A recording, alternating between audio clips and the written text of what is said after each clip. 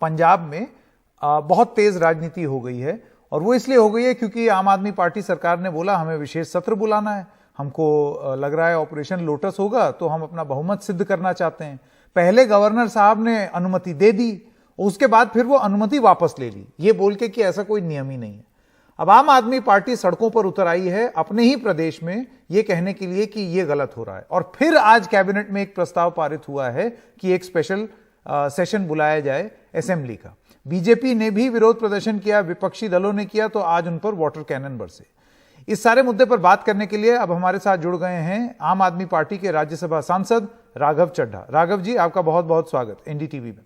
मैं सबसे पहला सवाल जो आपसे ये पूछना चाहता हूं वो ये है कि गवर्नर साहब ने अपनी चिट्ठी में कानून का हवाला देते हुए कहा है कि संवैधानिक रूप से यह सत्र बुलाने का अभी कोई औचित्य नहीं है। इस पर आप क्या कहना चाहेंगे? देखिए संकेत जी, जो गवर्नर साहब का विड्रॉल ऑर्डर है, यानी कि अनुमति सदन को बुलाने की जो अनुमति पर रोक लगाने वाला ऑर्डर है, वो गैर संवैधानिक है, गैर कानूनी है। और अगर ये शक्ति या ये अधिकार क्षेत्र सरकार का ना होता सदन बुलाने का, तो फिर गवर्नर साहब पहले अनुमति क्यों देते? अगर नो कॉन्फिडेंस या कॉन्फिडेंस मोशन नाम की कोई चीज नहीं होती तो गवर्नर साहब को अपना थोड़ी इतिहास की जो नॉलेज है उसे दुरुस्त करना चाहिए। उन्हें पता लगेगा कि पंजाब विधानसभा में ही साल 1951 में कुछ इसी प्रकार की स्थिति में उस समय के मुख्यमंत्री ने एक कॉन्फिडेंस मोशन लाया था और कॉन्फिडेंस मोशन पारित कराया था। यहां तक कि बनवारी लाल पुरोहित साहब जब तमिलनाडु के गवर्नर थे आज से कुछ समय पहले, तो उन्हें शायद तमिलनाडु के अगर इतिहास पढ़ा होता तो ये जानकारी होती कि मद्रास, उस समय मद्रास कहलाया जाता था, मद्रास के उस समय के मुख्यमंत्री श्री राजा गोपालाचारी साहब भारत के इतिहास का पहला विश्वास मत लाए थे साल 1952 में मद्रास में। मैं आपको बता दूं कि गवर्नर जो होते हैं, जो राज्यपाल होते हैं, वो केवल नामात्र शीर्ष होते हैं, नॉमिनल हेड होते हैं। वो सरकार की और खास तौर पे काउंसिल ऑफ मिनिस्टर्स जो होते हैं, यानी कि सरकार का मंत्रिमंडल जो होता है, उसके द्वारा पारित करे गए निर्णय से बाउंड होते हैं। He is bound by the aid and advice of the मंत्रिमंडल। वो मंत्रिमंडल का जो फैसला होता है उस पर अपना विवेक लगाकर, अपने दिमाग का प्रयोग कर कर, राय शुमारी कर कर कोई फैसला नहीं ले सकते। वो एक पोस्ट मास्टर की तरह उन्हें काम करना होता है कि चिट्ठी आई मंत्रिमंडल की कि सदन बुलाओ, वो चिट्ठी उन्होंने स्पीकर साहब को दे दी कि आप सदन बुलाएं, आपको अनुमति है सदन बुलाने की। लेकिन यहां कुछ अलग ही देख रहे हैं। यहां हम देख रहे हैं कि ऑपरेशन लोटस जिस प्रकार से पंजाब में करने की कोशिश भाजपा कर रही थी, 25-25 करोड़ रुपए देकर हमारे विधायकों को खरीदने की कोशिश कर रही थी, आज उस ऑपरेशन लोटस का हिस्सा गवर्नर साहब खुद बन गए हैं और भाजपा के इशारे पे उन्होंने अपनी ही दी हुई अनुमति वापस ले ली। अगर हमारे पास अधिकार क्षेत्र नहीं था तो अनुमति क्यों दी? अनुमति दे दी तो अनुमति वापस लेने का ना संविधान में ना कानून में कोई प्रावधान है, क्योंकि जैसे ही आप अनुमति दे देते हैं संकेत जी, फिर स्पीकर का अधिकार क्षेत्र शुरू हो जाता है। फिर स्पीकर तय करते हैं हाउस कब बैठेगा, कैसे बैठेगा, क्या मता पास होगा, ये तो स्पीकर का अधिकार क्षेत्र है। हम इसके खिलाफ सुप्रीम कोर्ट भी जा रहे हैं। लेकिन जो मोटी बात निकल कर आ रही है वो ये है कि आज गवर्नर का दुरुपयोग कर कर भाजपा ने ऑपरेशन लोटस में गवर्नर के ऑफिस को भी अपने इस नापाक इरादों का हिस्सा ये है कि गवर्नर ने अनुमति देने के बाद जो अनुमति वापस ली है ये भारतीय जनता पार्टी या केंद्र सरकार के कहने पर किया है।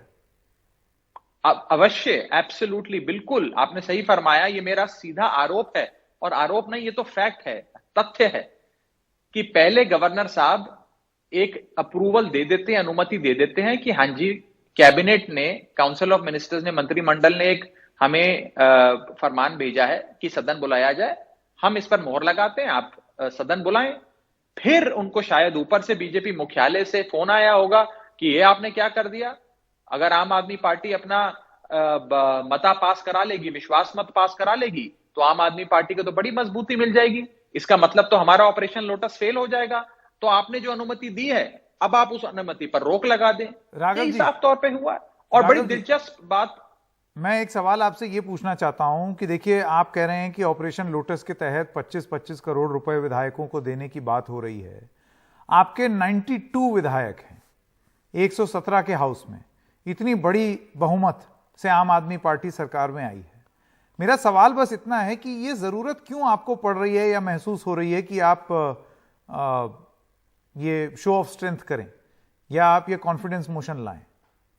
देखिए, 3 बिंदु मैं इसका जवाब देना चाहूंगा। पहली चीज तो यह है कि ये किसी भी सरकार का और विधानसभा के सदस्यों का, स्पीकर का विशेष अधिकार होता है कि वो क्या मत लाकर उस पर बहस और उसके बाद मतदान यानी कि वोटिंग कराना चाहते हैं। ये किसी और का अधिकार क्षेत्र, ना जुडिशरी का अधिकार क्षेत्र है न्यायपालिका का, ना ही गवर्नर का अधिकार क्षेत्र है। जो मर्जी मता सरकार लाना चाहे ला सकती है, वो पास हो या फेल हो वो हाउस में तय होता है। दूसरी चीज, हाँ, हमारी 92 विधायकों की एक बहुत बड़ी बहुमत की संख्या है, इसमें कोई दो राय नहीं है, लेकिन 2/3 बहुमत भारतीय जनता पार्टी हर राज्य में खरीद कर अपनी बहुमत वहां सिद्ध करती आ रही है। गोवा में आप देख लीजिए, कांग्रेस के 11 विधायक थे, 8 ले गए, 2/3 से ज्यादा ले गए। महाराष्ट्र में शिवसेना के 2/3 से ज्यादा विधायक ले गए। तो भाजपा तो ऑपरेशन लोटस हर गैर भाजपा शासित राज्य में करने की कोशिश कर रही है। अब ये आम आदमी और अरविंद केजरीवाल पार्टी को पंजाब में तोड़ने के लिए, राघव, आपकी पार्टी को पंजाब में तोड़ने के लिए 92 पर हैं आप, 117 हाफवे मार्क है, यानी कि बहुत भारी संख्या चाहिए।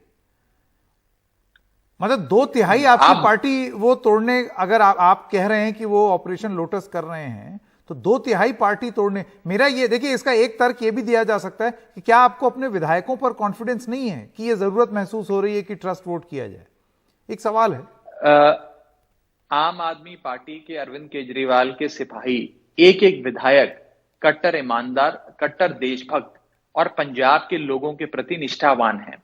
हम लोग और हमारे विधायक बिकने वाले लोग नहीं हैं। इसीलिए जब 25-25 करोड़ रुपए के ऑफर दिए गए, जब कहा गया कि मंत्रिमंडल में हिस्सा मिलेगी, चेयरमैनी मिलेगी, 31 दिसंबर 2022 तक हमें ये ऑपरेशन को अंजाम देना है, आप हमारे साथ आ जाओ, हमारा एक भी विधायक नहीं बिका। वो सारे विधायक हमारे पास आए, उन्होंने हमें बताया, एविडेंस गैदर करी, कंप्लेंट सौंपी और पंजाब पुलिस ने उस पर FIR दर्ज करी। लेकिन हम अपना विश्वास कायम करने के लिए और पंजाब के लोगों को यह बताने के लिए कि आपने जो विश्वास हमें दिखाया वो विश्वास कायम है। जी, ये ऑडियो और वीडियो लिंक चला गया राघव चड्ढा जी का, अभी थोड़ी देर में वापस उनके पास जाएंगे। राघव जी, आपको मेरी आवाज आ रही है? ऑडियो वीडियो चला गया था दरअसल आपका। कि आज पंजाब के लोगों का विश्वास कायम रखने के लिए, भारतीय जनता पार्टी के ऑपरेशन लोटस पर बड़ा हमला करने के लिए हम एक विश्वास मत लाना चाहते थे, लेकिन आज इन लोगों ने हमें एक विश्वास मत लाने से भी वंचित कर दिया। ये भारत के इतिहास में पहली बार हो रहा है संकेत भाई कि कोई विपक्ष की पार्टी, विपक्ष के MLAs कह रहे हैं कि हम सदन नहीं चाहते, हम बहस नहीं चाहते, हम मतदान नहीं चाहते, और सरकार कह रही है कि हम सदन चाहते हैं, बहस चाहते हैं। उल्टा हो रहा है। अक्सर हम देखते हैं कि विपक्ष के नेता कहते हैं कि सरकार सदन ही नहीं बुलाती है, सरकार बहस ही नहीं कराती है, हम चाहते हैं कि सत्र हो, और सरकारें भागती हैं बहस से। पंजाब में उल्टा हो रहा है। और आज मुझे नहीं मालूम कि आपके नॉलेज में ये बात आई कि नहीं आई कि पंजाब में कांग्रेस पार्टी और बीजेपी दोनों पार्टियां मिलके गवर्नर के पास गई कि आम आदमी पार्टी के इस विधानसभा के सत्र पे रोक लगाई जाए, आम आदमी पार्टी के विश्वास मत पे रोक लगाई जाए। वो कांग्रेस जो खुद ऑपरेशन लोटस की शिकार रही है, ऑपरेशन लोटस से पीड़ित रही है, वो कांग्रेस वापस, आपका यह कहना है कि वो कांग्रेस पार्टी जो कि साथ में रही है, जो कांग्रेस पार्टी, राघव चड्ढा का लिंक मुझे बताया जा रहा है वापस आ गया। राघव चड्ढा का ये कहना है कि जो खुद पीड़ित रहे हैं ऑपरेशन लोटस के, वो खुद अब बीजेपी के साथ हैं। लेकिन राघव जी, आप अपनी बात खत्म कर लें। बड़ी दिलचस्प चीज है ये, आपने अगर गौर फरमाया हो कि पंजाब के अंदर भाजपा के विधायक और कांग्रेस के विधायक मिलकर राज्यपाल के पास गए कि आम आदमी पार्टी को ये विधानसभा का सत्र नहीं बुलाने देना है, आम आदमी पार्टी को विश्वास मत नहीं करने देना है, और मिलकर ही इन्होंने मेमोरेंडम दिए, फिर मिलकर ही उसकी खूब खुशी मनाई, लड्डू बांटे, लड्डू खाए कि आज इनका सदन फेल हो गया, सत्र इनका फेल हो गया। तो यहाँ पे भाजपा और कांग्रेस मिलकर ऑपरेशन लोटस करने में लगे हुए हैं। अच्छा, कांग्रेस राघव पार्टी जी, वो पार्टी है संकेत जी जो ऑपरेशन लोटस की शिकार रही है। राघव जी, मुझे जिसने ये गोवा से बताइए, लेकर कर्नाटक, अब मध्य आपने एक प्रदेश बार में फिर से ऑपरेशन कैबिनेट लोटस। ने प्रस्ताव पास किया है स्पेशल सत्र बुलाने का, तो फिर गवर्नर साहब मना कर देंगे तो ये तो क्या चक्री चलता रहेगा फिर तो? देखिए, गवर्नर साहब मना कर ही नहीं सकते, ये गैर संवैधानिक है। और कब तक गवर्नर साहब गैर संवैधानिक काम करेंगे? एक भी दिन ये मसला सुप्रीम कोर्ट या हाई कोर्ट में नहीं टिकेगा और भाजपा को मुंह की खानी पड़ेगी। हमने फिर से सत्र बुलाने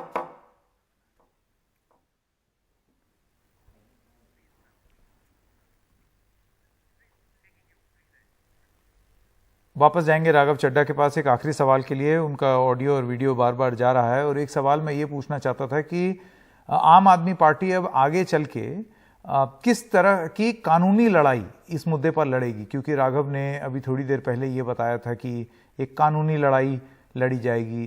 मैं जानना चाहता हूं क्या राघव चड्ढा वापस आ गए?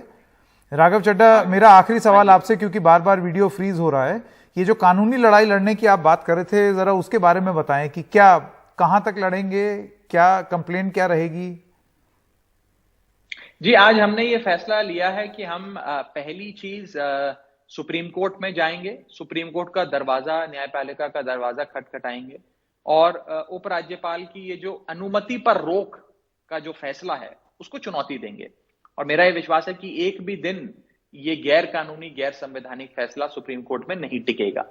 दूसरी चीज, हमने 27 सितंबर को यानी कि मंगलवार के दिन फिर से पंजाब विधानसभा का सत्र बुलाने के लिए हमारे मंत्रिमंडल ने एक रेजोल्यूशन पारित किया है। वो गवर्नर साहब को भेजा है कि आप अपनी अनुमति दें, आपका काम है अनुमति देना, ये आपकी संवैधानिक जिम्मेदारी बनती है अनुमति, और सिर्फ अनुमति देना, आप ठुकरा नहीं सकते, वो दें ताकि हम इस सदन को बुला सकें।